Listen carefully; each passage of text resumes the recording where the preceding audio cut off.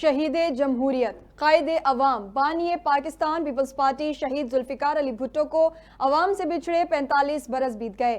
ملک کے پہلے منتخب وزیر اعظم نے پاکستان کے سیاسی میدان میں نئے عہد کی بنیاد رکھی۔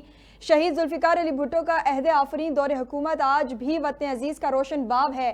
پاکستان کا میدان سیاست جب آمریت کی آمیزش سے آلودہ ہونے لگا تو ذوالفقار علی بھٹو نے 1967 میں پیپلز پارٹی کی بنیاد رکھ کر اس کے خلاف اعلان جنگ کیا۔ روٹی، کپڑا اور مکان کا نعرہ لگانے والے ذوالفقار علی بھٹو کو قائد عوام بھی کہا جاتا ہے۔ انہوں نے نہ صرف دولت کو تقسیم کرنے کا نظریہ دیا بلکہ روٹی، کپڑا، مکان اور مزدوروں کو منافع میں شرکت کا فارمولہ دے کر غریب عوام کا دل جیت لیا۔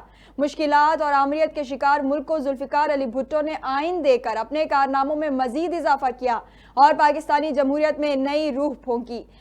بھٹو کا فلسفہ تھا کہ جمہوریت میں ہی ملکی ترقی کا راز پنہاں ہے۔ ذوالفقار علی بھٹو نے امریکی وزیر خارجہ ہنری کسنجر کی دھمکی کو مسترد کرتے ہوئے ایٹمی صلاحیت کے ذریعے ملک کا دفاع ناقابل تسخیر بنایا۔